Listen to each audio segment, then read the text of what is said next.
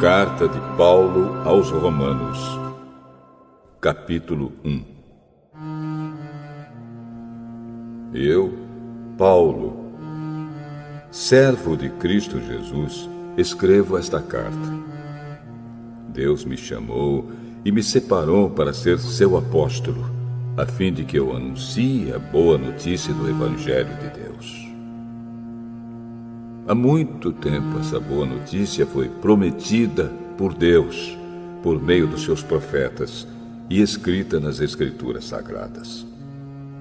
Ela fala a respeito do Filho de Deus, o nosso Senhor Jesus Cristo, o qual, como ser humano, foi descendente do rei Davi.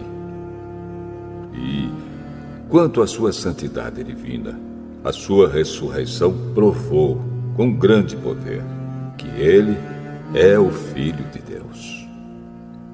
Por meio de Cristo, Deus me deu a honra de ser apóstolo no serviço de Cristo para levar pessoas de todas as nações a crerem em Cristo e a serem obedientes a Ele. Entre essas pessoas estão vocês que moram em Roma, a quem Deus tem chamado para pertencerem a Jesus Cristo. Por isso, eu escrevo a todos vocês que estão em Roma, todos vocês a quem Deus ama e a quem tem chamado para serem o seu próprio povo. Que a graça e a paz de Deus, o nosso Pai, e do Senhor Jesus Cristo estejam com vocês.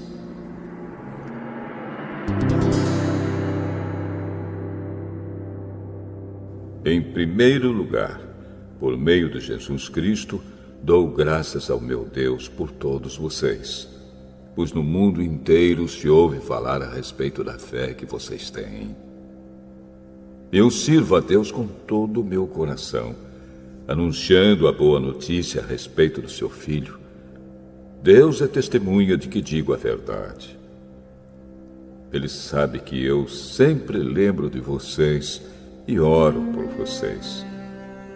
E peço a Deus que, se for da sua vontade, Ele faça com que agora eu possa ir visitá-los. Pois eu quero muito vê-los, a fim de repartir bênçãos espirituais com vocês para fortalecê-los, quer dizer, para que nos animemos uns aos outros por meio da fé que vocês e eu temos. Meus irmãos, quero que saibam que muitas vezes resolvi ir visitá-los, mas fui impedido até agora de fazer isso, pois eu gostaria que o meu trabalho produzisse resultados entre vocês também, como tem acontecido entre outros não-judeus. Pois é meu dever pregar a todos, tanto aos civilizados como aos não civilizados, tanto aos instruídos como aos sem instrução. É por isso que eu quero anunciar o Evangelho também a vocês que moram em Roma. Eu não me envergonho do Evangelho, pois ele é o poder de Deus para salvar todos os que creem, primeiro os judeus e também os não-judeus. Pois o Evangelho mostra como é que Deus nos aceita. É por meio da fé, do começo ao fim. Como dizem as Escrituras Sagradas, viverá aquele que, por meio da fé, é aceito por Deus.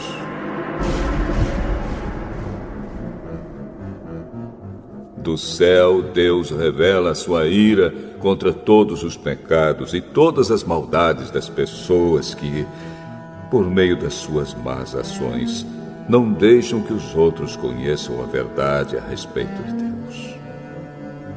Deus castiga essas pessoas porque o que se pode conhecer a respeito de Deus está bem claro para elas, pois foi o próprio Deus que lhes mostrou isso. Desde que Deus criou o mundo, as suas qualidades invisíveis, isto é, o seu poder eterno e a sua natureza divina, têm sido vistas claramente. Os seres humanos podem ver tudo isso nas coisas que Deus tem feito. E, portanto, Eles não têm desculpa nenhuma. Eles sabem quem Deus é, mas não lhe dão a glória que ele merece e não lhe são agradecidos. Pelo contrário, os seus pensamentos se tornaram tolos e a sua mente vazia está coberta de escuridão. Eles dizem que são sábios, mas são tolos. Em vez de adorarem ao Deus imortal, adoram ídolos que se parecem com seres humanos, ou com pássaros, ou com animais de 4 patas, ou com animais que se arrastam pelo chão. Por isso Deus entregou os seres humanos aos desejos do coração deles, para fazerem coisas sujas e para terem relações vergonhosas uns com os outros. Eles trocam a verdade sobre Deus pela mentira e adoram e servem as coisas que Deus criou, em vez de adorarem e servirem o próprio Criador, que deve ser louvado para sempre. Amém. Por causa das coisas que essas pessoas fazem, Deus as entregou a paixões vergonhosas. Pois até as mulheres trocam as relações naturais pelas que são contra a natureza. E também os homens deixam as relações naturais com as mulheres e se queimam de paixão uns pelos outros. Homens têm relações vergonhosas uns com os outros e por isso recebem em si mesmos o castigo que merecem por causa dos seus erros. E, como não querem saber do verdadeiro conhecimento a respeito de Deus, ele entregou os seres humanos aos seus maus pensamentos, de modo que eles fazem o que não devem. Estão cheios de todo tipo de perversidade, maldade, ganância, vícios, ciúmes, crimes de morte, brigas, mentiras e malícia. Caluniam e falam mal uns dos outros. Têm ódio de Deus e são atrevidos, orgulhosos e vaidosos. Inventam maneiras de fazer o mal, desobedecem aos pais, são imorais, não cumprem a palavra, não têm amor por ninguém e não têm pena dos outros. Eles sabem que o mandamento de Deus diz que aqueles que fazem essas coisas merecem a morte. Mas mesmo assim continuam a fazê-las e, pior ainda, aprovam os que fazem as mesmas coisas que eles fazem.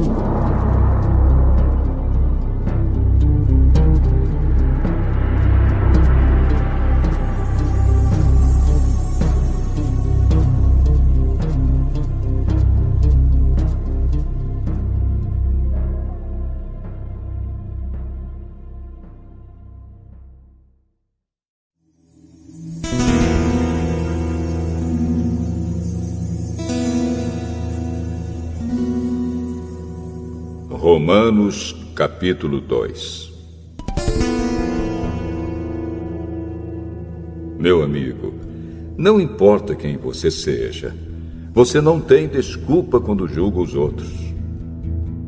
Pois, quando você julga os outros, mas faz as mesmas coisas que eles fazem, você está condenando a você mesmo. Nós sabemos que Deus é justo quando condena os que fazem essas coisas. Mas você, que faz as mesmas coisas que condena nos outros, será que você pensa que escapará do julgamento de Deus? Ou será que você despreza a grande bondade, a tolerância e a paciência de Deus? Você sabe muito bem que Ele é bom e que quer fazer com que você mude de vida. Mas o seu coração é duro e teimoso. Por isso você está aumentando ainda mais o castigo que vai sofrer no dia em que forem revelados a ira e os julgamentos justos de Deus. Pois ele recompensará cada um de acordo com o que fez.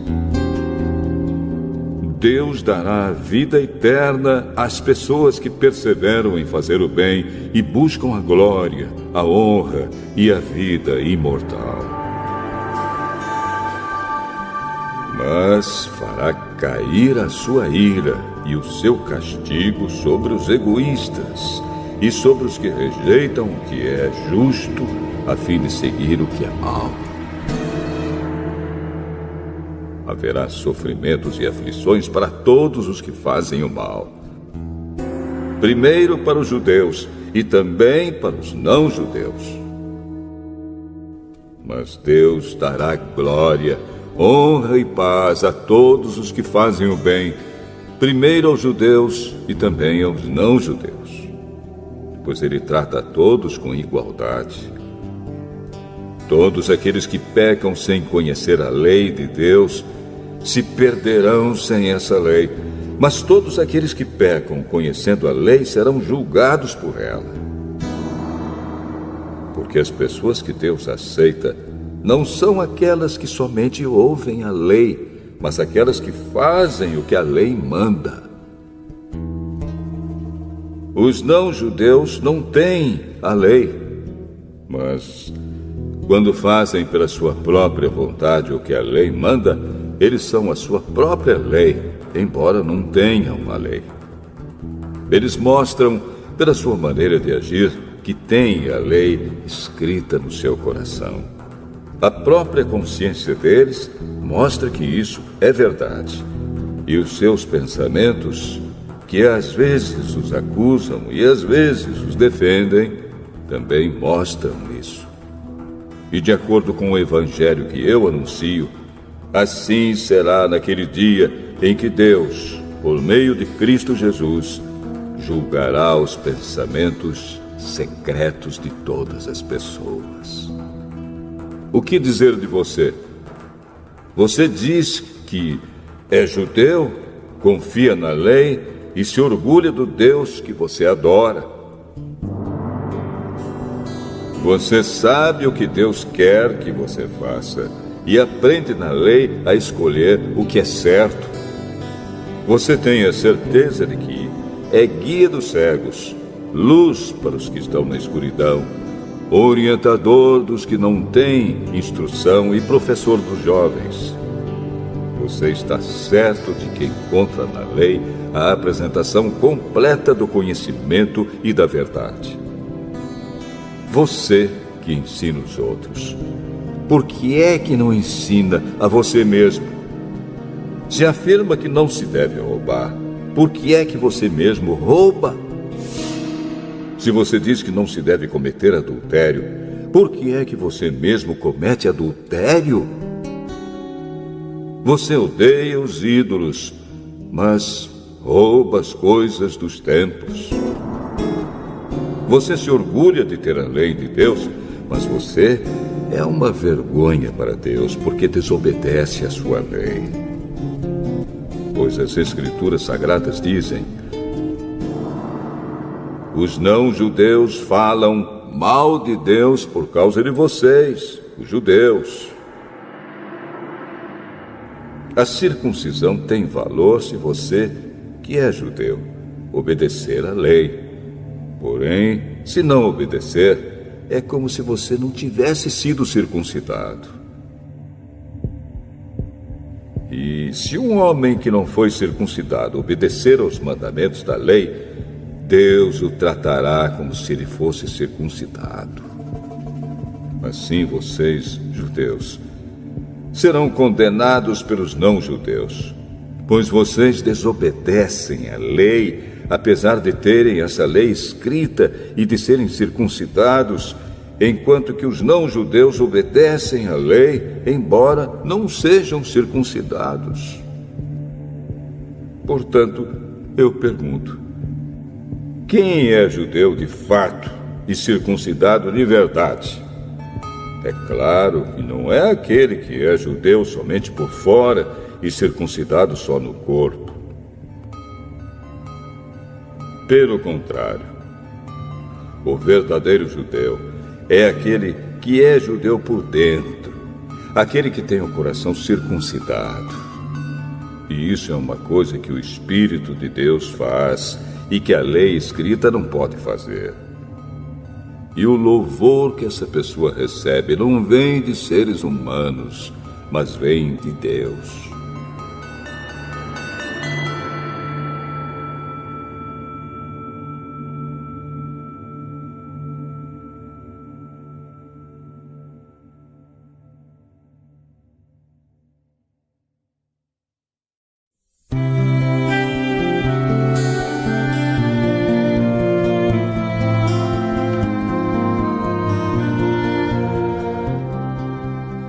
Romanos capítulo 3. Então, qual é a vantagem de ser judeu? Será que ser circuncidado tem algum valor? Tem sim, e de muitas maneiras. E a primeira vantagem é que Deus entregou a sua mensagem aos cuidados dos judeus. Mas, se alguns não foram fiéis, será que por isso Deus vai ser infiel? De modo nenhum. Que Deus continue a ser verdadeiro, mesmo que todas as pessoas sejam mentirosas, como dizem as Escrituras Sagradas a respeito dele. Que fique provado que tu tens razão quando falas e que sejas vencedor quando fores julgado. Mas se as injustiças que cometemos servem para mostrar que Deus age com justiça, o que é que podemos dizer? Que Deus é injusto quando nos castiga? Eu falo aqui como as pessoas costumam falar. É claro que não. Se Deus não fosse justo, como poderia julgar o mundo? Mas digamos que a minha mentira faz com que a verdade de Deus fique mais clara, aumentando assim a glória dele. Nesse caso, por que é que devo ainda ser condenado como pecador? Então por que não dizer: façamos o mal para que desse mal venha o bem? Na verdade, alguns têm me caluniado, dizendo que eu afirmo isso. Porém, eles serão condenados como merecem. Então, será que nós, os judeus, estamos em melhor situação do que os não-judeus? De modo nenhum. Já mostrei que todos, judeus e não-judeus, estão debaixo do poder do pecado. Como dizem as Escrituras Sagradas, não há uma só pessoa que faça o que é certo. Não há ninguém que tenha juízo. Não há ninguém que adore a Deus. Todos se desviaram do caminho certo. Todos se perderam. Não há mais ninguém que faça o bem. Não há ninguém mesmo. Todos mentem e enganam sem parar. Da língua deles saem mentiras perversas e dos seus lábios saem palavras de morte, como se fossem veneno de cobra. A boca deles está cheia de terríveis maldições. Eles se apressam para matar. Por onde passam, deixam a destruição e a desgraça. Não conhecem o caminho da paz e não aprenderam a temer a Deus. Nós sabemos que tudo o que a lei diz é dito para os que vivem debaixo da lei. Isso a fim de que todos parem de se justificar e a fim de que todas as pessoas do mundo fiquem debaixo do julgamento de Deus. Pois ninguém é aceito por Deus por fazer o que a lei manda, porque a lei faz com que as pessoas saibam que são pecadoras. Mas agora, Deus já mostrou que o meio pelo qual ele aceita as pessoas não tem nada a ver com a lei. A lei de Moisés e os profetas dão testemunho do seguinte: Deus aceita as pessoas por meio da fé que elas têm em Jesus Cristo. É assim que ele trata todos os que creem, pois não existe nenhuma diferença entre as pessoas.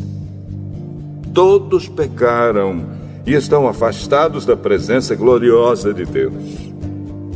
Mas, pela sua graça e sem exigir nada, Deus aceita todos por meio de Cristo Jesus, que os salva.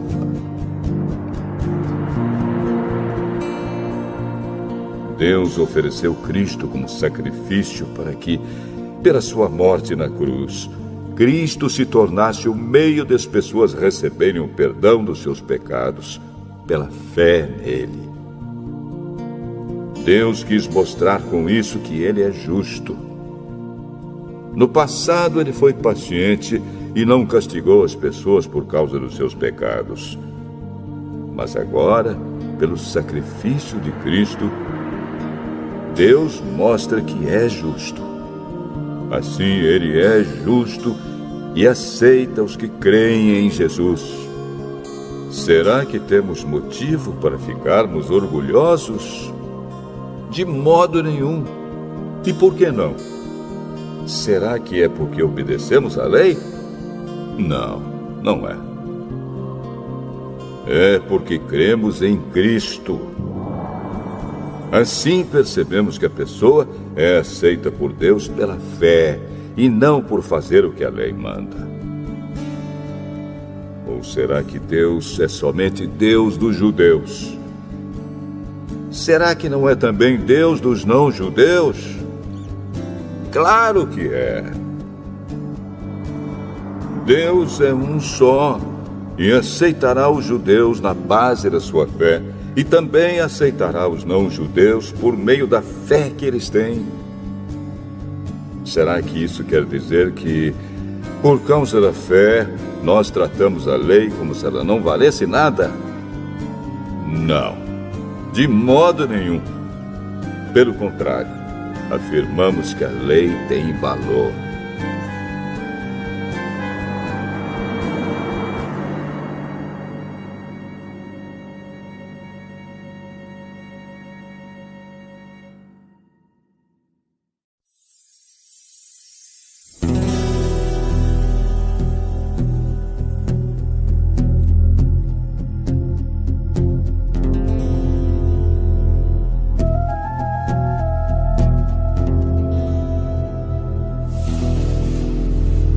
Romanos, capítulo 4.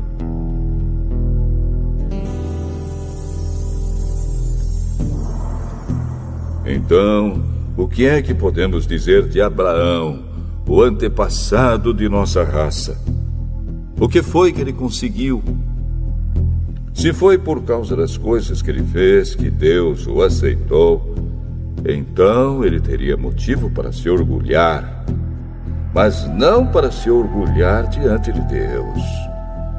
Pois o que é que as Escrituras Sagradas dizem? Elas dizem: Abraão creu em Deus, e por isso Deus o aceitou. O salário que o trabalhador recebe não é um presente, mas é o pagamento a que ele tem direito por causa do trabalho que fez. Porém, a pessoa que não põe a sua esperança nas coisas que faz, mas simplesmente crê em Deus, é a fé dessa pessoa que faz com que ela seja aceita por Deus, o Deus que trata o culpado como se ele fosse inocente. E isso foi o que Davi queria dizer quando falou da felicidade daqueles que Deus aceita, sem levar em conta o que eles fazem. Davi disse: Feliz aquele cujas maldades Deus perdoa e cujos pecados ele apaga. Feliz aquele que o Senhor não acusa de cometer pecado. Será que essa felicidade de que Davi falou existe somente para os que são circuncidados? É claro que não. Ela existe também para os que não são circuncidados. Pois já citamos as Escrituras Sagradas que dizem: Abraão creu em Deus e por isso Deus o aceitou. Quando foi que isso aconteceu? Foi antes ou depois de Abraão ser circuncidado? Foi antes e não depois. Ele foi circuncidado mais tarde. E a sua circuncisão foi um sinal para provar que Deus aceitou Abraão porque ele tinha fé. E isso aconteceu quando ele ainda não havia sido circuncidado. Assim, Abraão é o pai espiritual de todos os que creem em Deus e são aceitos por ele, mesmo que não sejam circuncidados. Ele é também o pai dos que são circuncidados. Não apenas porque são circuncidados, mas porque vivem a mesma vida de fé que Abraão, o nosso pai, viveu antes de ter sido circuncidado. Deus prometeu a Abraão e aos seus descendentes que o mundo ia pertencer a eles. Essa promessa foi feita não porque Abraão tinha obedecido à lei, mas porque ele havia crido em Deus e havia sido aceito por ele. Pois, se aqueles que obedecem à lei vão receber o que Deus prometeu, então a fé é inútil e a promessa de Deus não tem valor. Pois a lei traz o castigo de Deus. Mas, onde não existe lei, também não existe desobediência à lei.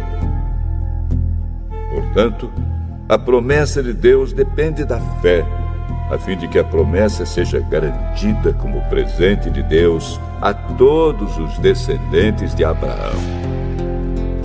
Ela não é somente para os que obedecem à lei, mas também para os que creem em Deus, como Abraão creu, pois ele é o pai espiritual de todos nós. Como dizem as Escrituras Sagradas: Eu fiz de você o pai de muitas nações. Assim a promessa depende de Deus, em quem Abraão creu, o Deus que ressuscita os mortos e faz com que exista o que não existia.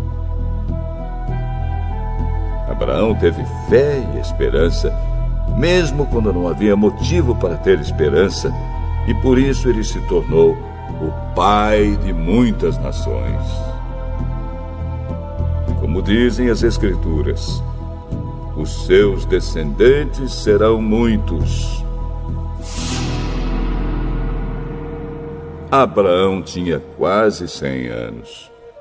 Mas, mesmo quando ele pensou a respeito do seu corpo, que já estava como morto, ou quando lembrou que Sara não podia ter filhos, a sua fé não enfraqueceu.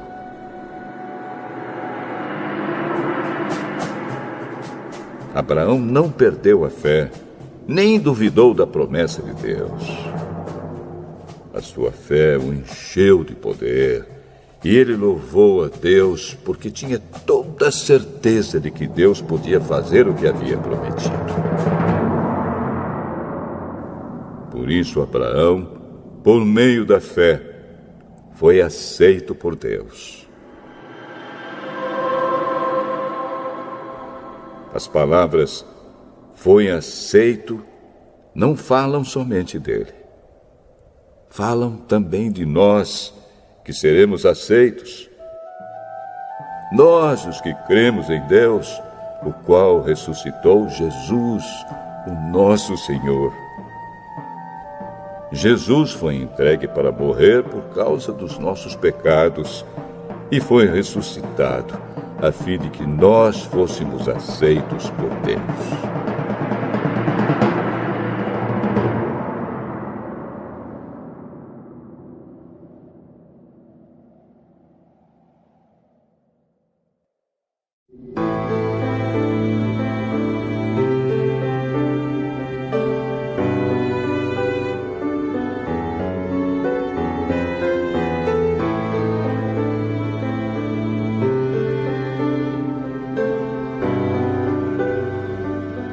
Romanos, capítulo 5.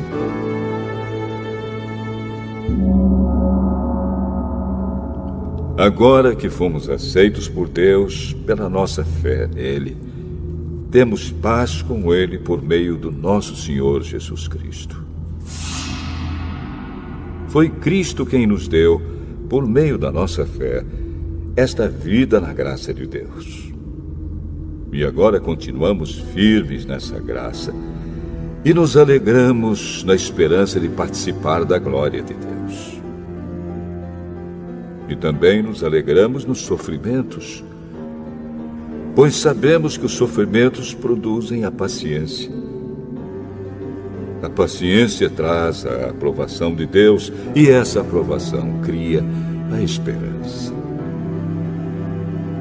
Essa esperança não nos deixa decepcionados, pois Deus derramou seu amor no nosso coração por meio do Espírito Santo que Ele nos deu. De fato, quando não tínhamos força espiritual, Cristo morreu pelos maus no tempo escolhido por Deus. Dificilmente alguém aceitaria morrer por uma pessoa que obedece às leis. Pode ser que alguém tenha coragem para morrer por uma pessoa boa. Mas Deus nos mostrou quanto nos ama. Cristo morreu por nós quando ainda vivíamos no pecado. E agora que fomos aceitos por Deus por meio da morte de Cristo na cruz, é mais certo ainda que ficaremos livres, por meio dele, do castigo de Deus. Nós éramos inimigos de Deus, mas ele nos tornou seus amigos por meio da morte do seu Filho. E agora que somos amigos de Deus, é mais certo ainda que seremos salvos pela vida de Cristo. E não somente isso, mas também nós nos alegramos por causa daquilo que Deus fez por meio do nosso Senhor Jesus Cristo, que agora nos tornou amigos de Deus. O pecado entrou no mundo por meio de um só homem, e o seu pecado trouxe consigo a morte. Como resultado, a morte se espalhou por toda a raça humana, porque todos pecaram. Antes da lei ser dada, já existia o pecado no mundo. Porém, quando não existe lei, Deus não leva em conta o pecado. Mas, desde o tempo de Adão até Moisés, a morte dominou todos os seres humanos, mesmo os que não pecaram como Adão, quando ele desobedeceu à ordem de Deus. Adão era a figura daquele que havia de vir. Mas existe uma diferença entre o pecado de Adão e o presente que Deus nos dá. De fato, muitos morreram por causa do pecado de um só homem, mas a graça de Deus é muito maior. E Ele dá a salvação gratuitamente a muitos, por meio da graça de um só homem, que é Jesus Cristo. E existe uma diferença entre aquilo que Deus dá e o pecado de um só homem. Porque, no caso do pecado, a condenação veio por causa de um só pecado. Porém, no caso da salvação, Deus perdoa os que têm cometido muitos pecados, embora não mereçam esse perdão. É verdade que, por causa de um só homem e por meio do seu pecado, a morte começou a dominar a raça humana. Mas o resultado do que foi feito por um só homem, Jesus Cristo, é muito maior. E todos aqueles que Deus aceita e que recebem como presente a sua imensa graça, reinarão na nova vida por meio de Cristo. Portanto, assim como um só pecado condenou todos os seres humanos, assim também um só ato de salvação liberta todos e lhes dá a vida.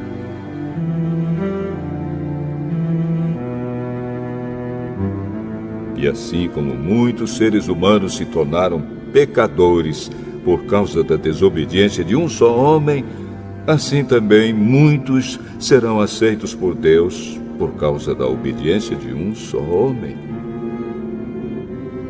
A lei veio para aumentar o mal, mas onde aumentou o pecado, a graça de Deus aumentou muito mais ainda. E isso aconteceu a fim de que, assim como o pecado dominou e trouxe a morte, assim também a graça de Deus, que o leva a aceitar as pessoas, dominasse e trouxesse a vida eterna. Essa vida é nossa por meio do nosso Senhor Jesus Cristo.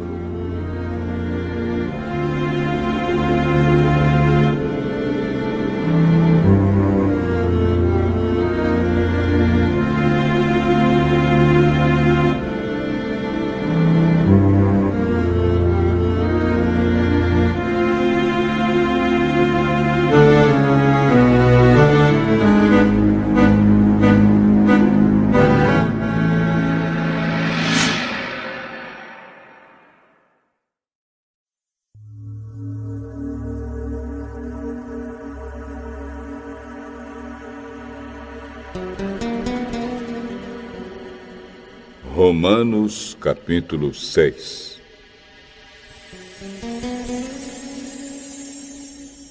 Portanto, o que vamos dizer? Será que devemos continuar vivendo no pecado para que a graça de Deus aumente ainda mais? É claro que não. Nós já morremos para o pecado. Então, como podemos continuar vivendo nele? Com certeza vocês sabem que, quando fomos batizados para ficarmos unidos com Cristo Jesus, fomos batizados para ficarmos unidos também com a sua morte. Assim, quando fomos batizados, fomos sepultados com ele por termos morrido junto com ele. E isso para que, assim como Cristo foi ressuscitado pelo poder glorioso do Pai, assim também nós vivamos uma vida nova. Pois, se fomos unidos com Ele por uma morte igual à dele, assim também seremos unidos com Ele por uma ressurreição igual à dele. Pois sabemos que a nossa velha natureza pecadora já foi morta com Cristo na cruz, a fim de que o nosso eu pecador fosse morto, e assim não sejamos mais escravos do pecado. Pois quem morre fica livre do poder do pecado. Se já morremos com Cristo, cremos que também viveremos com Ele. Sabemos que Cristo foi ressuscitado e nunca mais morrerá, pois a morte não tem mais poder sobre ele. A sua morte foi uma morte para o pecado, e valeu de uma vez por todas. E a vida que ele vive agora é uma vida para Deus. Assim também vocês devem se considerar mortos para o pecado, mas, por estarem unidos com Cristo Jesus, devem se considerar vivos para Deus. Portanto, não deixem que o pecado domine o corpo mortal de vocês e faça com que vocês obedeçam aos desejos pecaminosos da natureza humana. E também não entreguem nenhuma parte do corpo de vocês ao pecado, para que ele a use a fim de fazer o que é mal. Pelo contrário, como pessoas que foram trazidas da morte para a vida, entreguem-se completamente a Deus, para que ele use vocês a fim de fazerem o que é direito.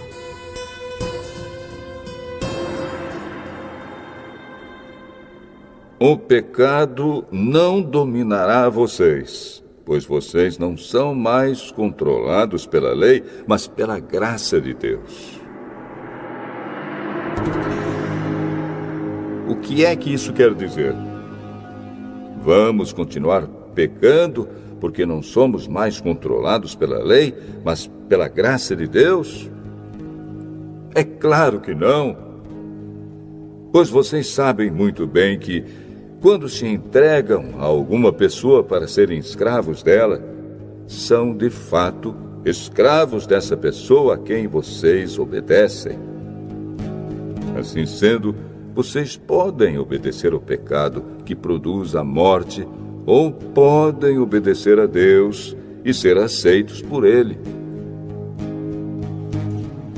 Mas damos graças a Deus porque vocês, que antes eram escravos do pecado, agora já obedecem de todo o coração às verdades que estão nos ensinamentos que receberam.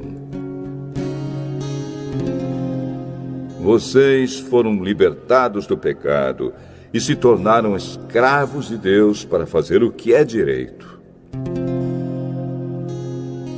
Falo com palavras bem simples, porque vocês ainda são fracos. No passado, vocês se entregaram inteiramente como escravos da imoralidade e da maldade para servir o mal. Entreguem-se agora inteiramente como escravos daquilo que é direito, para viver uma vida dedicada a Deus. Quando eram escravos do pecado, vocês não faziam o que é direito. Porém, o que é que vocês receberam de bom quando faziam aquelas coisas de que agora têm vergonha? Pois o resultado de tudo aquilo é a morte. Mas agora vocês foram libertados do pecado e são escravos de Deus. Com isso, vocês ganham uma vida completamente dedicada a Ele. E o resultado é que vocês terão a vida eterna. Pois o salário do pecado é a morte, mas o presente gratuito de Deus é a vida eterna que temos em união com Cristo Jesus, o nosso Senhor.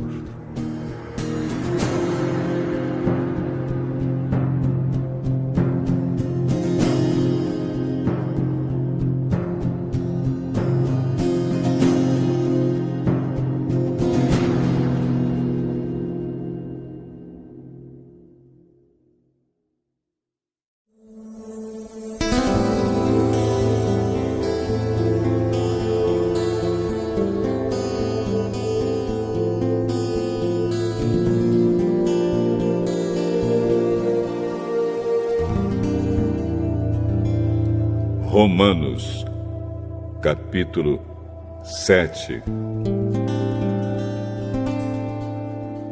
Meus irmãos, vocês todos podem compreender muito bem o que vou dizer. Vocês conhecem as leis e sabem que elas só têm poder sobre uma pessoa enquanto essa pessoa está viva. Por exemplo, a mulher casada está ligada pela lei ao marido enquanto ele estiver vivo. Mas, se ele morrer, ela estará livre da lei que a liga ao marido. De modo que, se ela viver com outro homem enquanto o marido estiver vivo, ela será chamada de adúltera.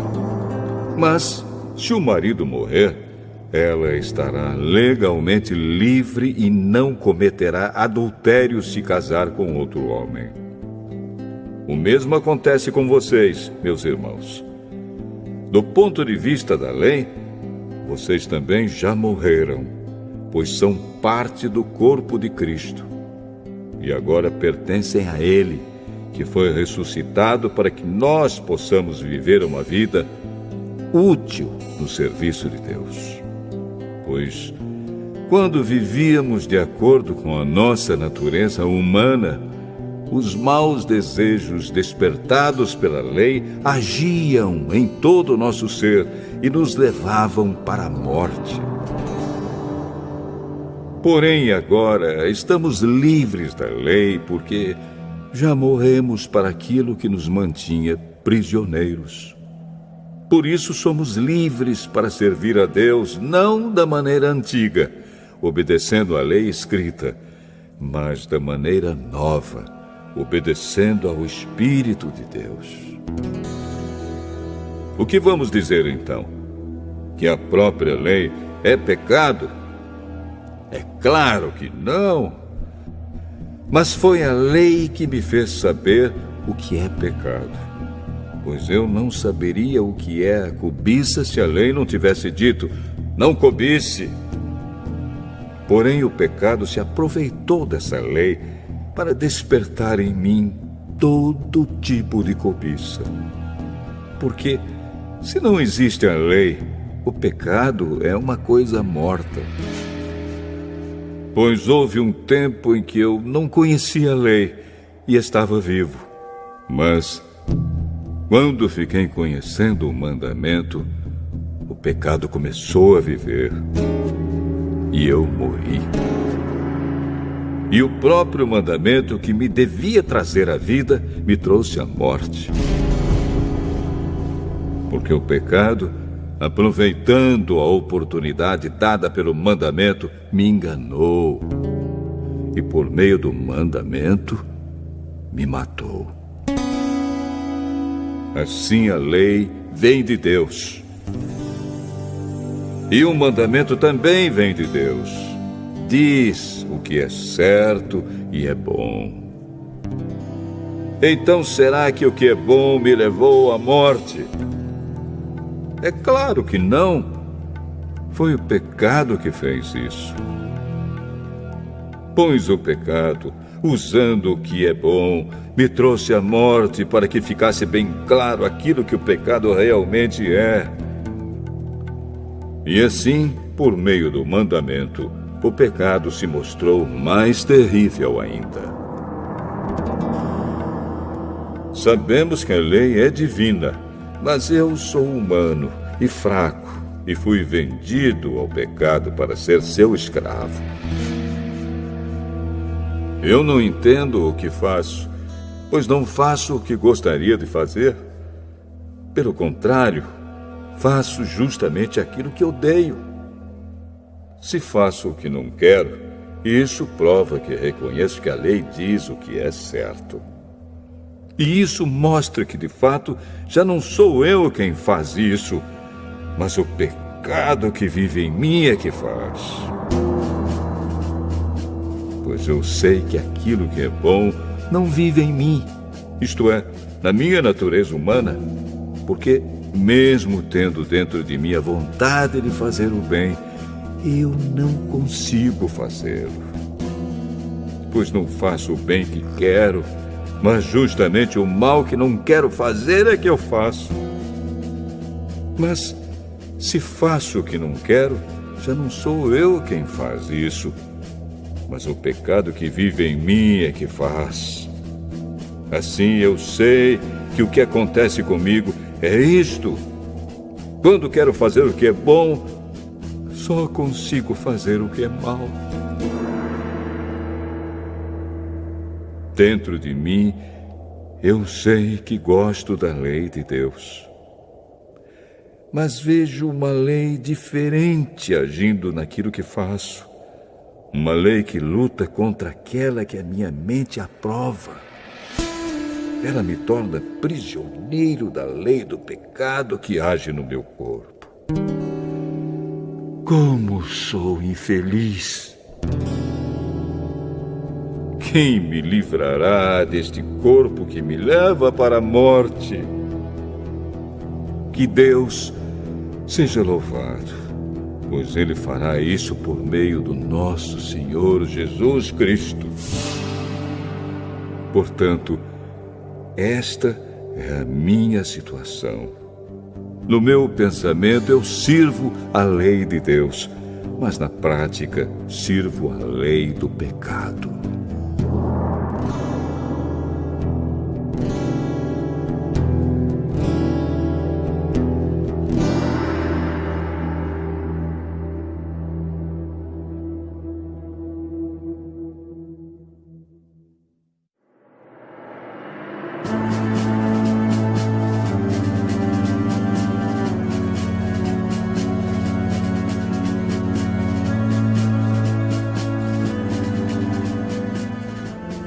Romanos, capítulo 8. Agora, já não existe nenhuma condenação para as pessoas que estão unidas com Cristo Jesus. Pois a lei do Espírito de Deus, que nos trouxe vida por estarmos unidos com Cristo Jesus, livrou você da lei do pecado e da morte. Deus fez o que a lei não pôde fazer, porque a natureza humana era fraca. Deus condenou o pecado na natureza humana, enviando o seu próprio Filho, que veio na forma da nossa natureza pecaminosa, a fim de acabar com o pecado. Deus fez isso para que as ordens justas da lei pudessem ser completamente cumpridas por nós, que vivemos de acordo com o Espírito de Deus e não de acordo com a natureza humana. Porque as pessoas que vivem de acordo com a natureza humana têm a sua mente controlada por essa mesma natureza. Mas as que vivem de acordo com o Espírito de Deus têm a sua mente controlada pelo Espírito. As pessoas que têm a mente controlada pela natureza humana acabarão morrendo espiritualmente. Mas as que têm a mente controlada pelo Espírito de Deus terão a vida eterna e a paz. Por isso, as pessoas que têm a mente controlada pela natureza humana se tornam inimigas de Deus, pois não obedecem à lei de Deus e, de fato, não podem obedecer a ela. As pessoas que vivem de acordo com a sua natureza humana não podem agradar a Deus. Vocês, porém, não vivem como manda a natureza humana, mas como o Espírito de Deus quer, se é que o Espírito de Deus vive realmente em vocês. Quem não tem o Espírito de Cristo não pertence a Ele.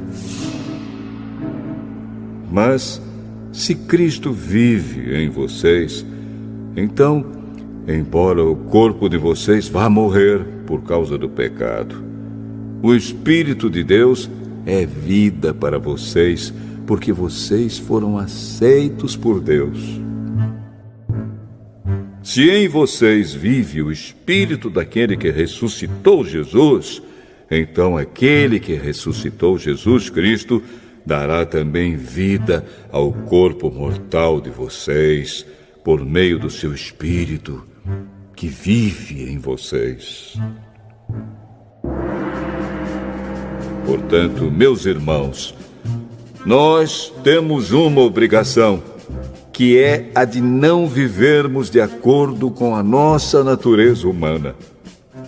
Porque, se vocês viverem de acordo com a natureza humana, vocês morrerão espiritualmente. Mas, se pelo Espírito de Deus vocês matarem as suas ações pecaminosas, vocês viverão espiritualmente. Pois aqueles que são guiados pelo Espírito de Deus são filhos de Deus. Porque o Espírito que vocês receberam de Deus não torna vocês escravos e não faz com que tenham medo. Pelo contrário, o Espírito torna vocês filhos de Deus. E pelo poder do Espírito dizemos com fervor a Deus: Pai, meu Pai. O Espírito de Deus se une com o nosso espírito para afirmar que somos filhos de Deus. Nós somos seus filhos e por isso receberemos as bênçãos que Ele guarda para o seu povo e também receberemos com Cristo aquilo que Deus tem guardado para Ele. Porque se tomamos parte nos sofrimentos de Cristo, também tomaremos parte na sua glória. Eu penso que o que sofremos durante a nossa vida não pode ser comparado, de modo nenhum, com a glória que nos será revelada no futuro. O universo todo espera com muita impaciência o momento em que Deus vai revelar o que os seus filhos realmente são. Pois o universo se tornou inútil, não pela sua própria vontade, mas porque Deus quis que fosse assim. Porém, existe esta esperança. Um dia, o próprio universo ficará livre do poder destruidor que o mantém escravo e tomará parte na gloriosa liberdade dos filhos de Deus. Pois sabemos que até agora o universo todo geme e sofre como uma mulher que está em trabalho de parto.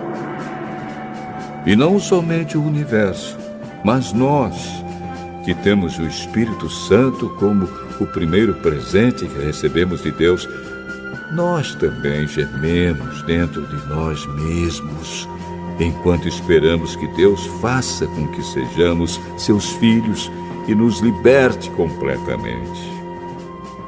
Pois foi por meio da esperança que fomos salvos. Mas, se já estamos vendo aquilo que esperamos, então isso não é mais uma esperança. Pois quem é que fica esperando por alguma coisa que está vendo? Porém, se estamos esperando alguma coisa que ainda não podemos ver, então esperamos com paciência. Assim também, o Espírito de Deus vem nos ajudar na nossa fraqueza. Pois não sabemos como devemos orar, mas o Espírito de Deus, com gemidos que não podem ser explicados por palavras, pede a Deus em nosso favor. E Deus, que vê o que está dentro do coração, sabe qual é o pensamento do Espírito. Porque o Espírito pede em favor do povo de Deus e pede de acordo com a vontade de Deus. Pois sabemos que todas as coisas trabalham juntas para o bem daqueles que amam a Deus, daqueles a quem Ele chamou de acordo com o seu plano.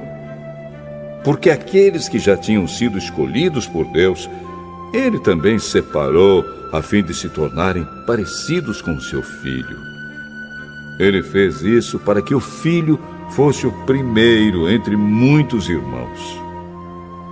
Assim Deus chamou os que havia separado. Não somente os chamou, mas também os aceitou. E não somente os aceitou, mas também repartiu a sua glória com eles. Diante de tudo isso, o que mais podemos dizer? Se Deus está do nosso lado, quem poderá nos vencer? Ninguém! Porque Ele nem mesmo deixou de entregar o próprio Filho, mas o ofereceu por todos nós. Se Ele nos deu o seu Filho, será que não nos dará também todas as coisas?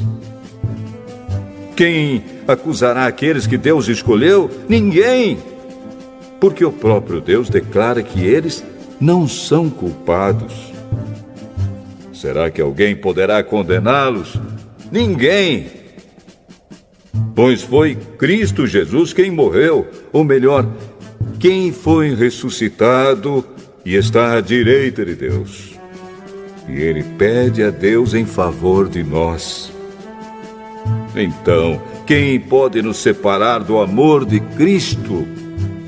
Serão os sofrimentos, as dificuldades, a perseguição, a fome, a pobreza, o perigo ou a morte?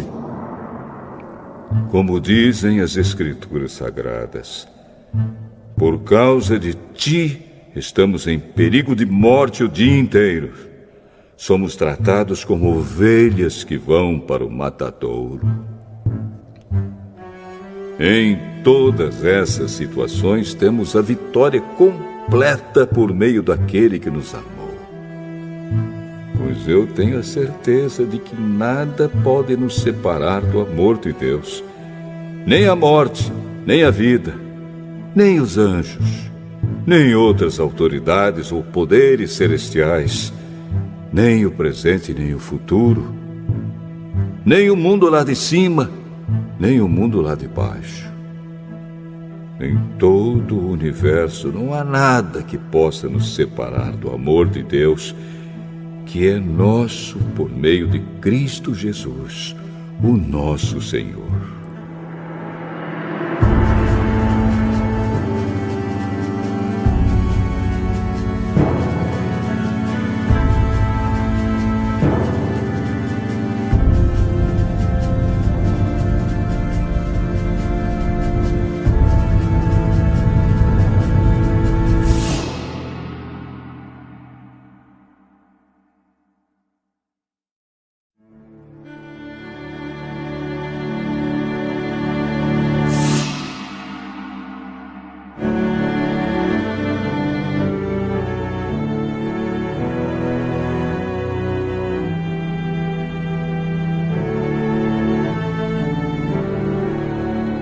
Romanos, capítulo 9.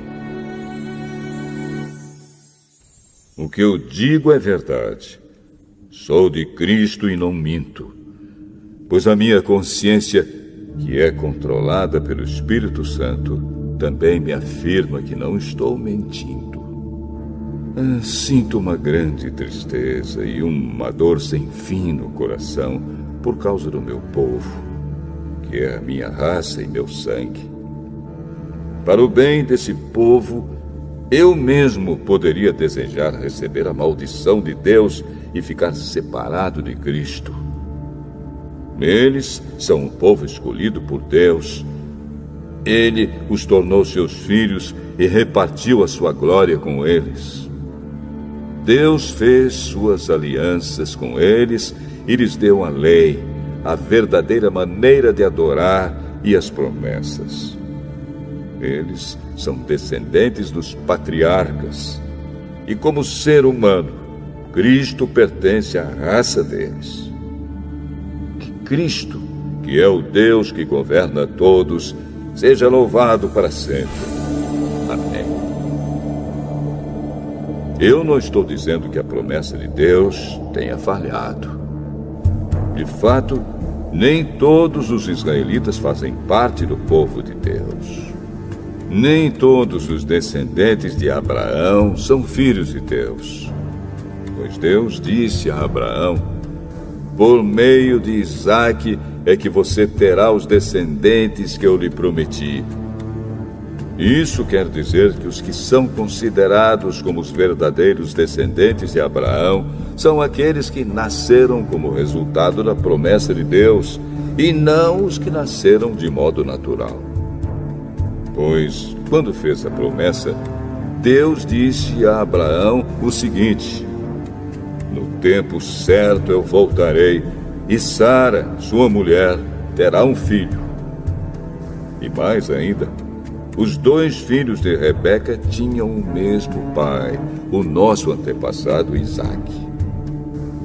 Mas, para que a escolha de um deles fosse completamente de acordo com o plano de Deus, o próprio Deus disse a Rebeca: o mais velho será dominado pelo mais moço.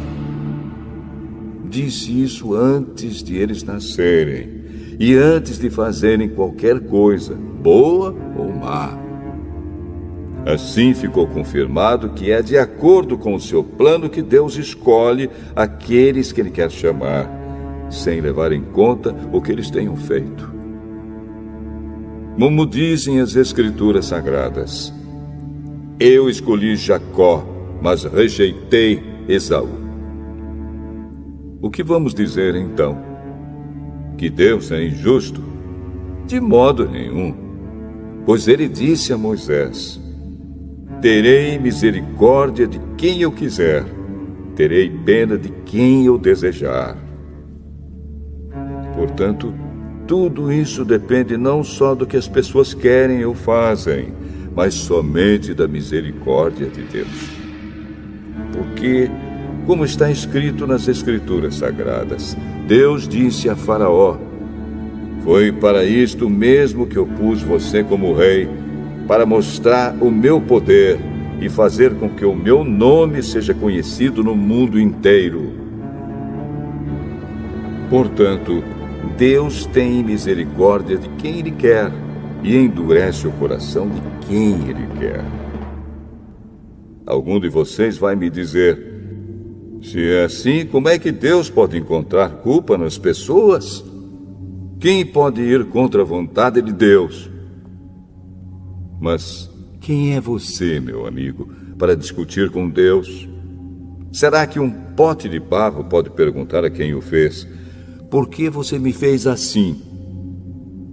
Pois o homem que faz o pote tem o direito de usar o barro como quer. Do mesmo barro ele pode fazer 2 potes, um pote para uso especial e outro para uso comum. E foi isso que Deus fez. Ele quis mostrar a sua ira e tornar bem conhecido o seu poder. Assim suportou com muita paciência os que mereciam o castigo e que iam ser destruídos.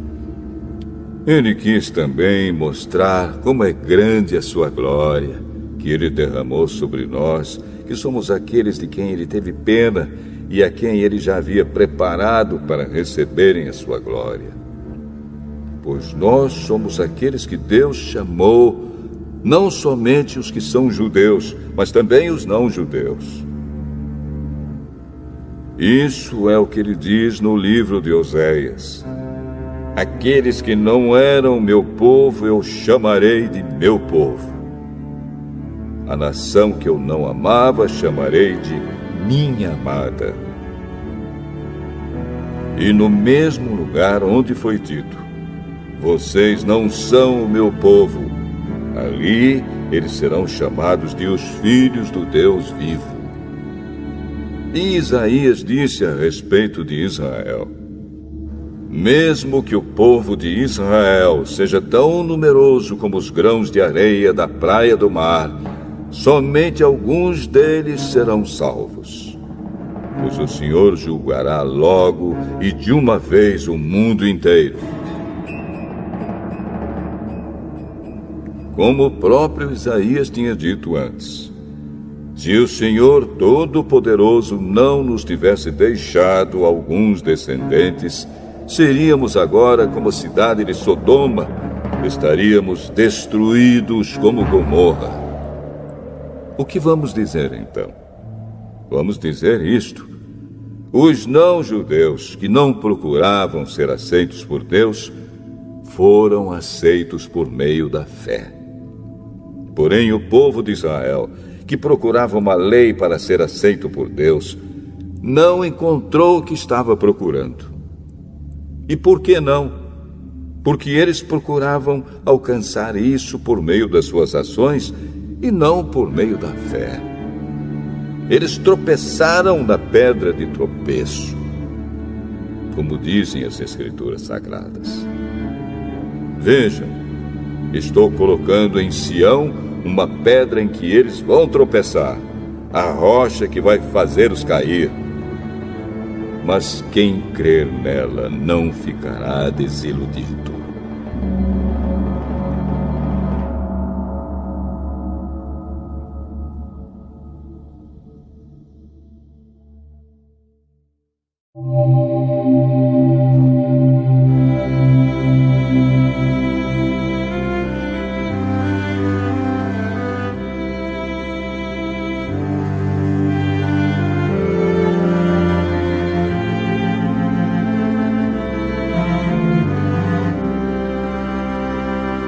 Romanos, capítulo 10. Meus irmãos, desejo de todo o coração que o meu próprio povo seja salvo.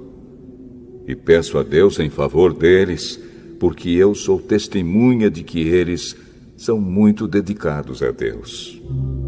Mas a dedicação deles não está baseada no verdadeiro conhecimento, pois eles não conhecem a maneira como Deus aceita as pessoas e assim têm procurado conseguir isso da sua própria maneira.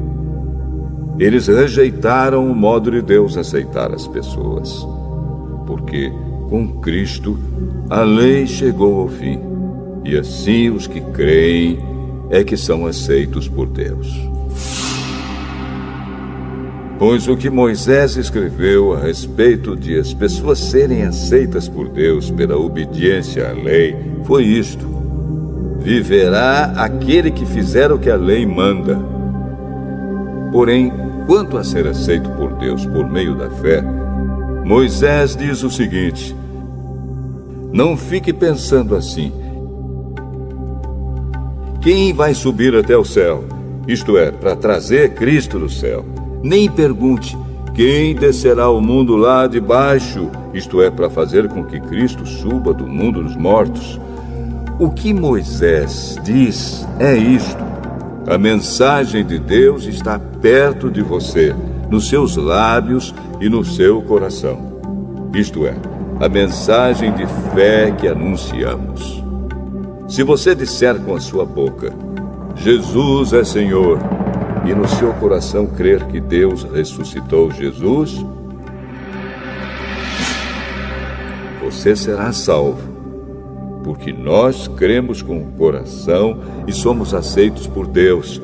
Falamos com a boca e assim somos salvos. Porque as Escrituras Sagradas dizem: quem crer nele não ficará desiludido. Isso vale para todos, pois não existe nenhuma diferença entre judeus e não-judeus. Deus é o mesmo Senhor de todos e abençoa generosamente todos os que pedem a sua ajuda.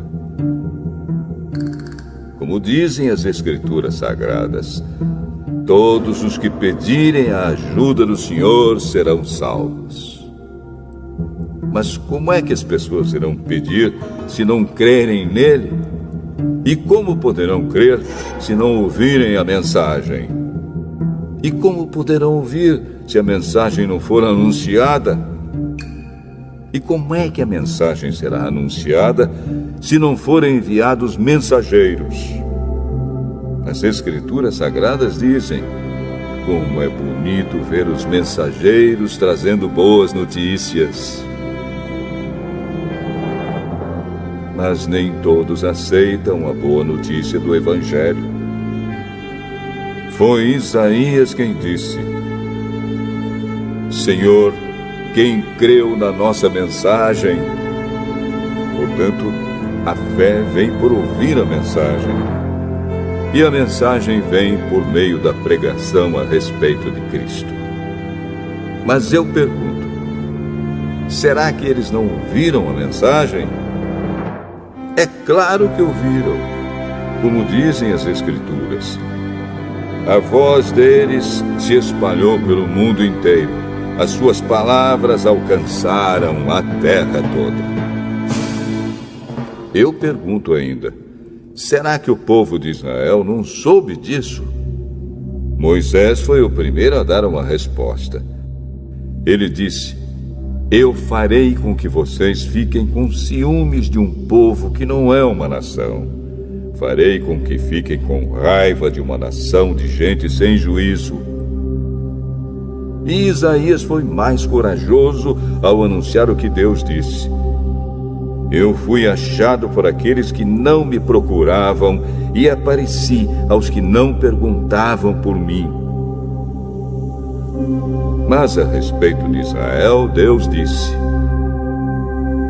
o dia inteiro eu abri os braços, pronto para receber um povo desobediente e rebelde.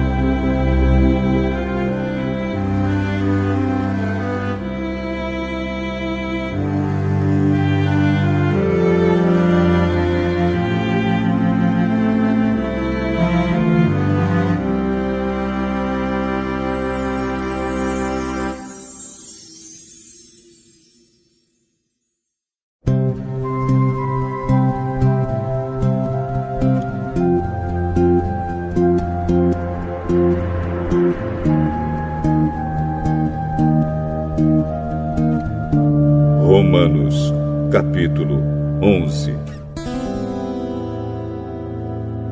Então eu pergunto: será que Deus rejeitou o seu próprio povo? É claro que não. Eu mesmo sou um israelita, descendente de Abraão e membro da tribo de Benjamim. Deus não rejeitou o seu povo, que ele havia escolhido desde o princípio. Vocês sabem muito bem o que as Escrituras Sagradas dizem naquele trecho em que Elias acusa o povo de Israel diante de Deus. Elias diz assim: Senhor, eles mataram os teus profetas e destruíram os teus altares. Eu sou o único que sobrou e eles estão querendo me matar. O que foi que Deus disse a ele? Ele disse: eu guardei para mim 7.000 homens que não adoraram o Deus Baal. A mesma coisa também acontece agora. Isto é, por causa da graça de Deus, ainda existe um pequeno número daqueles que ele escolheu. Essa escolha se baseia na graça de Deus e não no que eles fizeram. Porque se a escolha de Deus se baseasse no que as pessoas fazem, então a sua graça não seria a verdadeira graça. E isso quer dizer que não foi o povo de Israel que encontrou o que estava procurando. Quem encontrou foi apenas um pequeno grupo que Deus escolheu. Os outros não quiseram ouvir o chamado de Deus. Como dizem as Escrituras Sagradas, Deus endureceu o coração e a mente deles. Deu-lhes olhos que não podem ver e ouvidos que não podem ouvir até o dia de hoje. E Davi disse que nas suas festas eles sejam apanhados e enganados, que eles caiam e sejam castigados. Oh Deus, faze com que eles fiquem cegos e que fiquem sempre curvados debaixo do peso das suas dificuldades. Agora eu pergunto: quando os judeus tropeçaram, será que eles caíram para nunca mais se levantarem? É claro que não. Mas porque eles pecaram, a salvação veio para os não-judeus, para fazer com que os judeus ficassem com ciúmes deles. O pecado dos judeus trouxe grandes bênçãos para o mundo, e a sua pobreza espiritual trouxe ricas bênçãos para os não-judeus. Então, quando se completar o número de judeus que voltarão para Deus, as bênçãos serão muito maiores ainda. Agora estou falando a vocês que não são judeus. Enquanto eu for o apóstolo dos não-judeus, terei orgulho do meu trabalho. Talvez eu possa fazer com os que são da minha própria raça fiquem com ciúmes, e assim seja possível salvar alguns deles. Porque quando os judeus foram rejeitados, o resto do mundo se tornou amigo de Deus. O que acontecerá então quando eles forem aceitos? Os que estiverem mortos receberão a vida. Pois se o primeiro pão assado depois da colheita é dedicado a Deus, isso quer dizer que todos os outros pães também são dedicados a Ele. E se as raízes de uma árvore são oferecidas a Deus, os galhos também são dele. Alguns galhos da oliveira cultivada foram quebrados, e um galho de oliveira brava foi enxertado nela. Pois vocês, os não-judeus, são como aquela oliveira brava, e agora tomam parte na força e na riqueza espiritual dos judeus. Portanto, vocês não devem desprezar os galhos que foram quebrados. Como é que vocês podem estar orgulhosos? Vocês são somente galhos. Não são vocês que sustentam a raiz. É a raiz que sustenta vocês. Porém, vocês dirão: sim, mas os galhos foram quebrados a fim de darem lugar para nós. Isso é verdade. Mas lembrem que eles foram quebrados porque não creram. No entanto, vocês continuam na oliveira porque creem. E não tenham orgulho disso. Pelo contrário, tenham medo. Se Deus não deixou de castigar os judeus, que são como galhos naturais, vocês acham que Ele vai deixar de castigar vocês? Vejam como Deus é bom e também é duro. Ele é duro para os que caíram e bom para vocês, se continuarem sempre confiando na bondade dele. Senão, vocês também serão cortados. E se os judeus abandonarem a sua descrença, serão enxertados na oliveira cultivada, pois Deus pode enxertá-los de novo. Vocês, os não-judeus, são como aquele galho de oliveira brava que foi cortado e enxertado contra a natureza na oliveira cultivada. Os judeus são como essa oliveira cultivada. Portanto, para Deus será muito mais fácil enxertar de novo na própria árvore deles esses galhos quebrados. Meus irmãos, quero que vocês conheçam uma verdade secreta para que não pensem que são muito sábios. A verdade é esta: a teimosia do povo de Israel não durará para sempre, mas somente até que o número completo de não-judeus venha para Deus. É assim que todo o povo de Israel será salvo. Como dizem as Escrituras Sagradas, o Redentor virá de Sião e tirará toda a maldade dos descendentes de Jacó. Eu, o Senhor, farei esta aliança com eles quando tirar os seus pecados.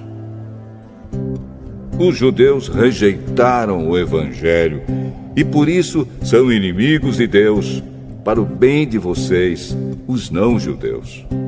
Mas, pela escolha de Deus, eles são amigos dele, por causa dos patriarcas. Porque Deus não muda de ideia a respeito de quem ele escolhe e abençoa. Mas no passado, vocês que não são judeus, desobedeceram a Deus. Porém agora, vocês receberam a misericórdia de Deus por causa da desobediência dos judeus. Assim, por causa da misericórdia que vocês receberam, os judeus agora desobedecem a Deus, para que eles também possam receber agora a misericórdia dele. Pois Deus fez com que todos se tornassem prisioneiros da desobediência, a fim de mostrar misericórdia a todos. Como são grandes as riquezas de Deus! Como são profundos o seu conhecimento e a sua sabedoria! Quem pode explicar as suas decisões? Quem pode entender os seus planos? Como dizem as Escrituras Sagradas, quem pode conhecer a mente do Senhor? Quem é capaz de lhe dar conselhos? Quem já deu alguma coisa a Deus para receber dele algum pagamento? Pois todas as coisas foram criadas por ele, e tudo existe por meio dele e para ele. Glória a Deus para sempre. Amém.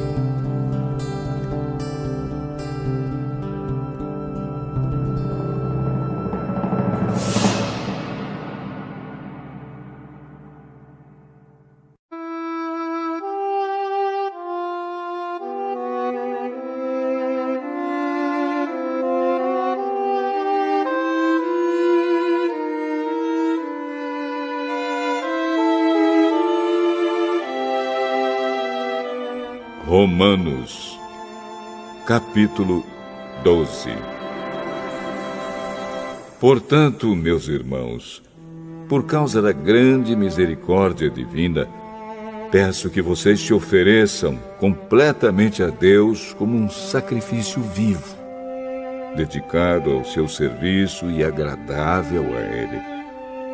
Esta é a verdadeira adoração que vocês devem oferecer a Deus. Não vivam como vivem as pessoas deste mundo, mas deixem que Deus os transforme por meio de uma completa mudança da mente de vocês. Assim vocês conhecerão a vontade de Deus, isto é, aquilo que é bom, perfeito e agradável a Ele.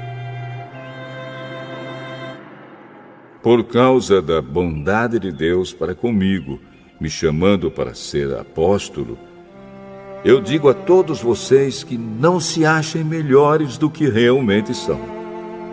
Pelo contrário, pensem com humildade a respeito de vocês mesmos, e cada um julgue a si mesmo conforme a fé que Deus lhe deu.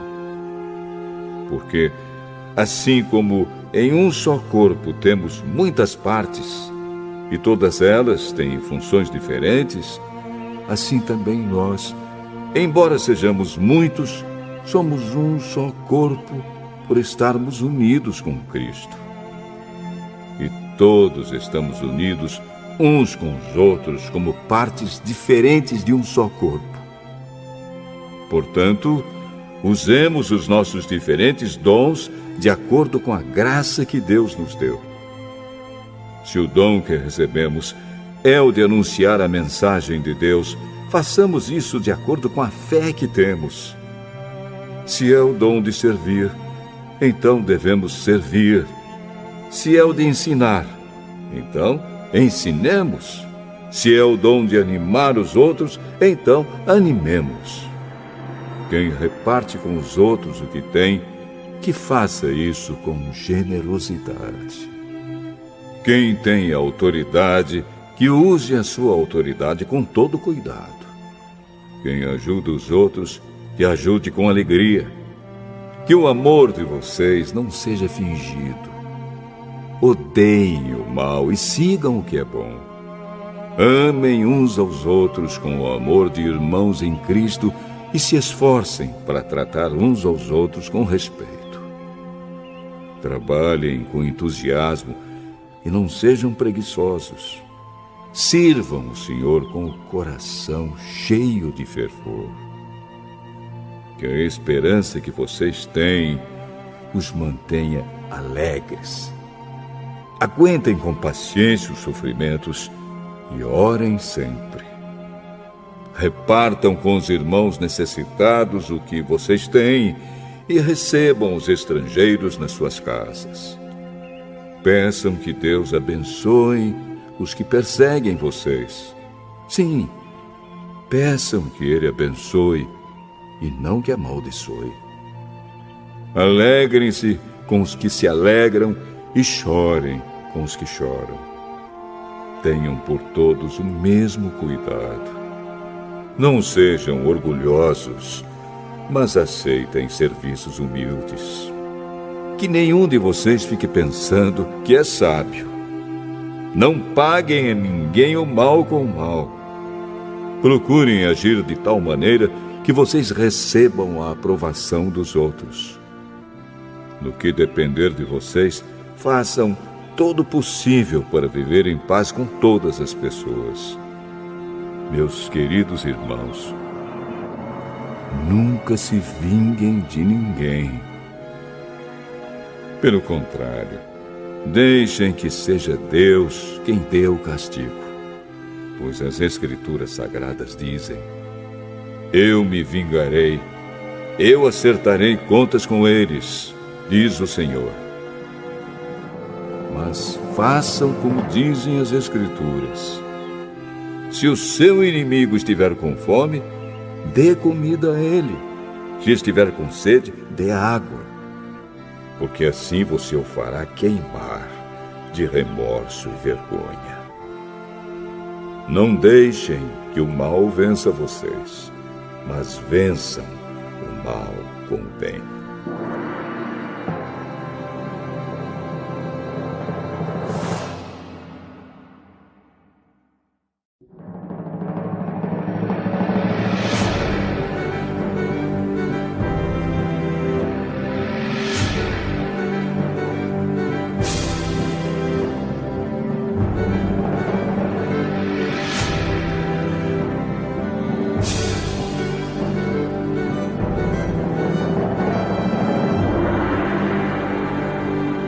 Romanos, capítulo 13. Obedeçam às autoridades todos vocês, pois nenhuma autoridade existe sem a permissão de Deus, e as que existem foram colocadas nos seus lugares por Ele. Assim, quem se revolta contra as autoridades está se revoltando contra o que Deus ordenou, e os que agem desse modo serão condenados. Somente os que fazem o mal devem ter medo dos governantes, e não os que fazem o bem. Se você não quiser ter medo das autoridades, então faça o que é bom, e elas o elogiarão, porque as autoridades estão a serviço de Deus para o bem de você.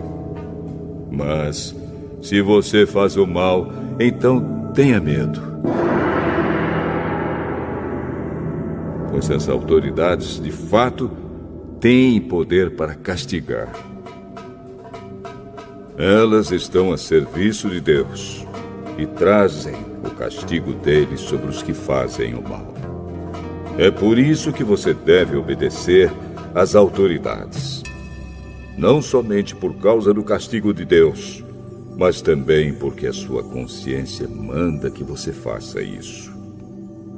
É por isso também que vocês pagam impostos, pois quando as autoridades cumprem os seus deveres, elas estão a serviço de Deus. Portanto, paguem ao governo o que é devido. Paguem todos os seus impostos e respeitem e honrem todas as autoridades. Não fiquem devendo nada a ninguém. A única dívida que vocês devem ter é a de amar uns aos outros. Quem ama os outros está obedecendo à lei. Os seguintes mandamentos: não cometa adultério, não mate, não roube, não cobice. Esses e ainda outros mais são resumidos num mandamento só: ame os outros como você ama a você mesmo. Quem ama os outros não faz mal a eles. Portanto, amar é obedecer a toda a lei.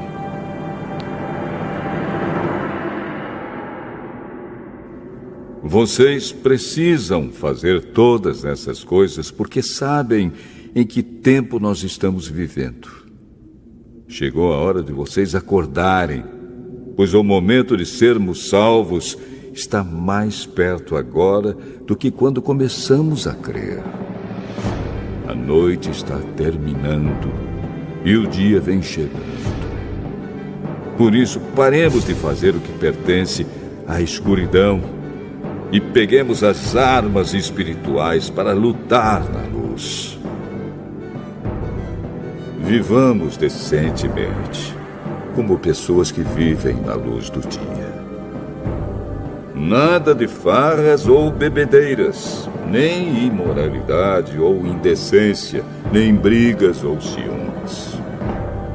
Mas tenham as qualidades que o Senhor Jesus Cristo tem e não procurem satisfazer os maus desejos da natureza humana de vocês.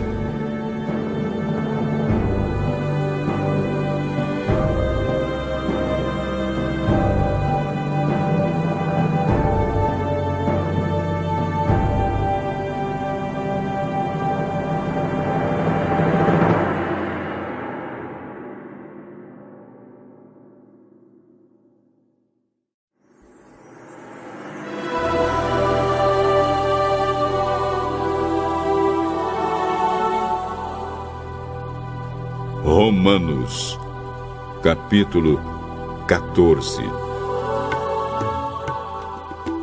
Aceitem entre vocês quem é fraco na fé, sem criticar as opiniões dessa pessoa. Por exemplo, algumas pessoas creem que podem comer de tudo, mas quem é fraco na fé come somente verduras e legumes. Quem come de tudo não deve desprezar quem não faz isso. E quem só come verduras e legumes não deve condenar quem come de tudo, pois Deus o aceitou. Quem é você para julgar o escravo de alguém? Se ele vai vencer ou fracassar, isso é da conta do dono dele. E ele vai vencer porque o Senhor pode fazê-lo vencer. Algumas pessoas pensam que certos dias são mais importantes do que outros, enquanto que outras pessoas pensam que todos os dias são iguais. Cada um deve estar bem firme nas suas opiniões. Quem dá mais valor a certo dia faz isso para honrar o Senhor.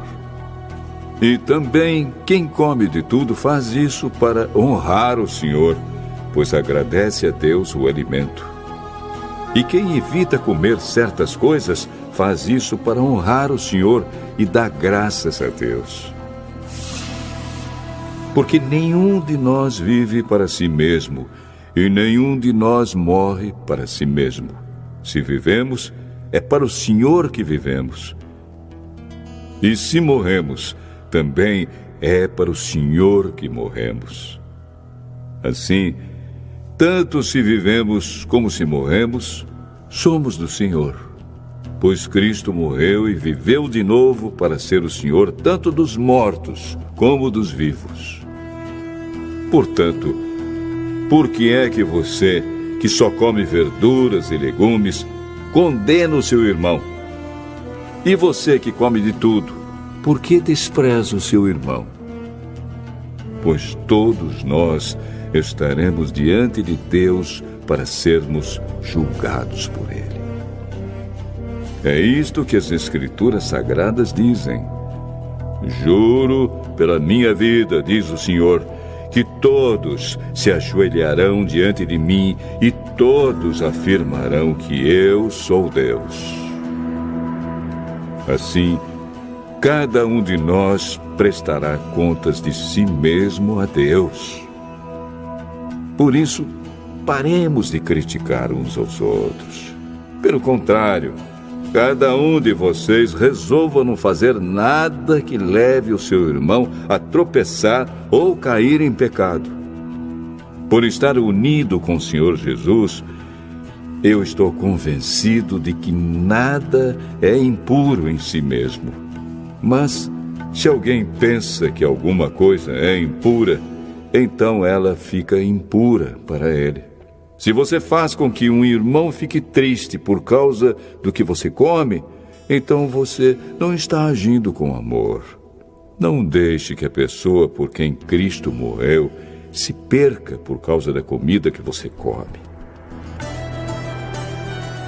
Não deem motivo para os outros falarem mal daquilo que vocês acham bom, pois o reino de Deus não é uma questão de comida ou de bebida, mas de viver corretamente, em paz e com a alegria que o Espírito Santo dá. E quem serve a Cristo dessa maneira, agrada a Deus e é aprovado por todos. Por isso, procuremos sempre as coisas que trazem a paz e que nos ajudam a fortalecer uns aos outros na fé. Por uma questão de comida, não destrua o que Deus fez.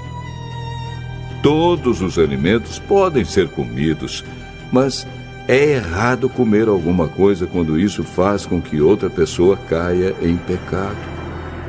O que está certo é não comer carne, não beber vinho, nem fazer qualquer outra coisa que leve um irmão a cair em pecado. Mas guarde entre você mesmo e Deus o que você crê a respeito desse assunto. Feliz a pessoa que não é condenada pela consciência quando faz o que acha que deve fazer. Mas quem tem dúvidas a respeito do que come é condenado por Deus quando come, pois aquilo que ele faz não se baseia na fé. E o que não se baseia na fé é pecado.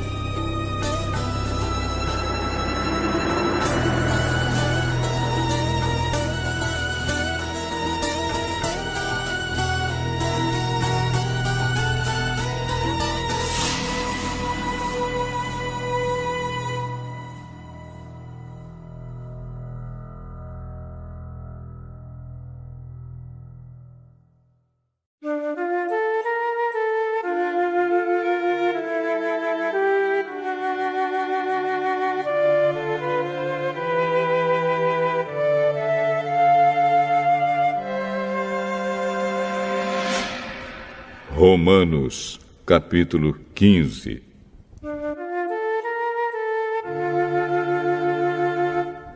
Nós que somos fortes na fé, devemos ajudar os fracos a carregarem as suas cargas e não devemos agradar a nós mesmos. Pelo contrário, cada um de nós deve agradar o seu irmão para o bem dele, a fim de que ele cresça na fé. Pois nem o próprio Cristo procurou agradar a si mesmo. Pelo contrário, como dizem as Escrituras Sagradas, as ofensas daqueles que te insultaram caíram sobre mim. Porque tudo o que está nas Escrituras foi escrito para nos ensinar, a fim de que tenhamos esperança por meio da paciência e da coragem que as Escrituras nos dão.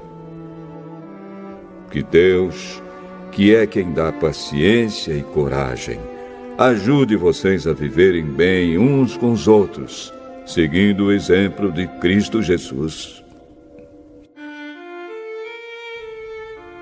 E isso para que vocês, todos juntos, como se fossem uma só pessoa, louvem ao Deus e Pai do nosso Senhor Jesus Cristo. Portanto, aceitem uns aos outros para a glória de Deus, assim como Cristo aceitou vocês.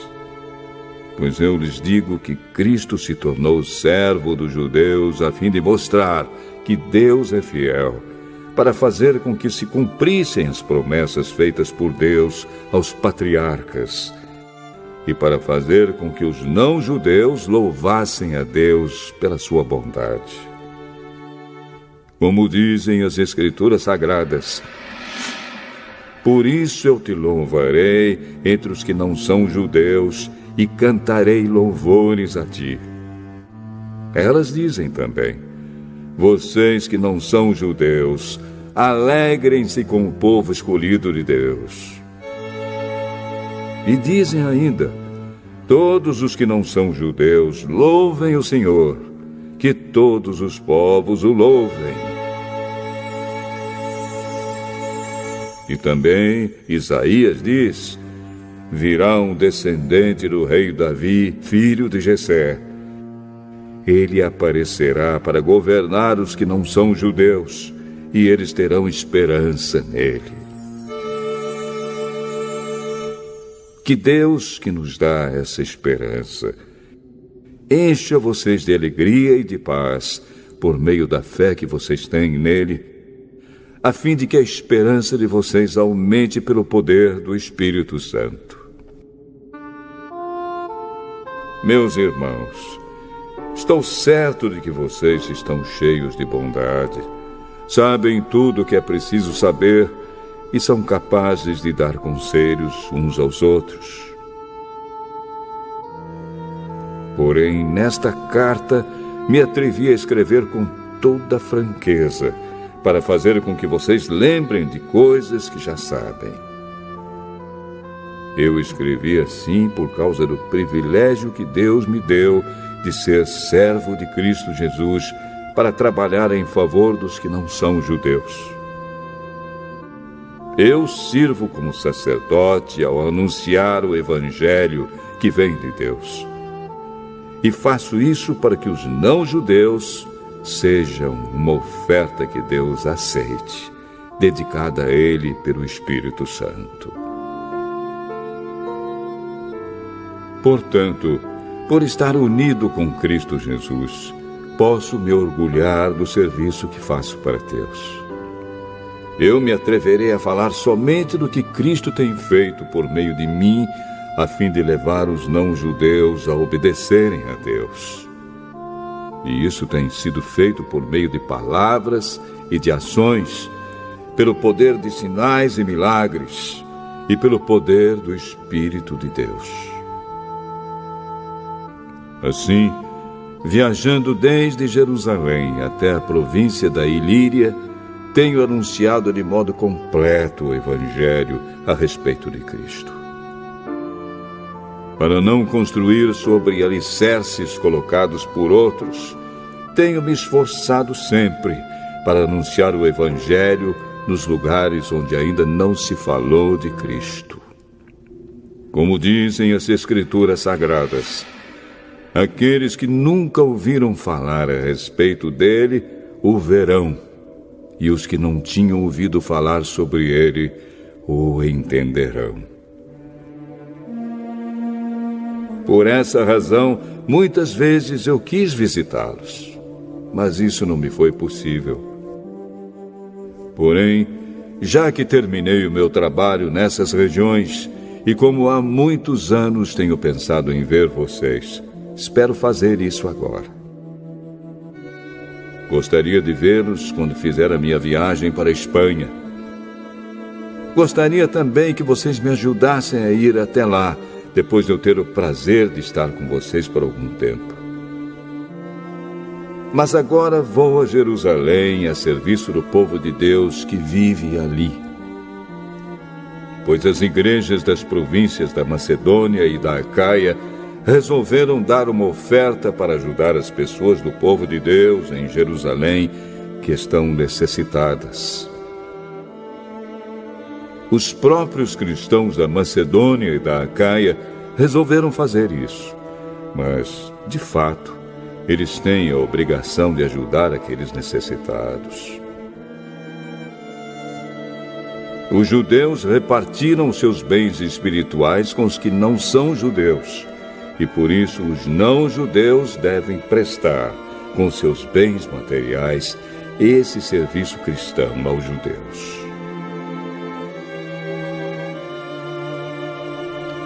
Depois que eu terminar esse trabalho e que entregar toda a oferta que foi recolhida para eles, viajarei para a Espanha e no caminho visitarei vocês. E sei que, quando for visitá-los, levarei comigo muitas bênçãos de Cristo. Eu peço, irmãos, pelo nosso Senhor Jesus Cristo e pelo amor que o Espírito dá, que me ajudem, orando com fervor por mim. Orem para que eu escape das pessoas da Judéia que não creem em Cristo e também para que a ajuda que eu vou levar a Jerusalém seja bem aceita pelo povo de Deus que vive ali. E assim, se Deus quiser, chegarei aí em Roma cheio de alegria e lhes farei uma visita que me dará um novo ânimo. E que Deus, a nossa fonte de paz, esteja com todos vocês. Amém.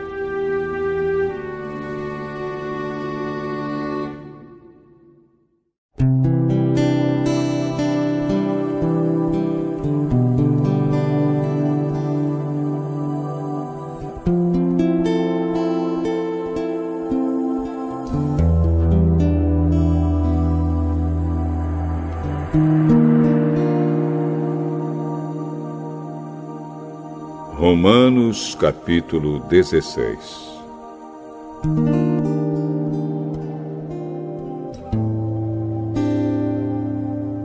Eu recomendo a vocês a nossa irmã Febe, que é a diaconisa da igreja de Cencreia. Recebam essa irmã em nome do Senhor, como deve fazer o povo de Deus. Deem a ela toda a ajuda que precisar, pois ela tem ajudado muita gente e a mim também. Mando saudações a Priscila e ao seu marido Áquila, meus companheiros no serviço de Cristo Jesus. Eles arriscaram a sua vida por mim. Sou muito agradecido a eles. E não somente eu, mas também todas as igrejas dos que não são judeus.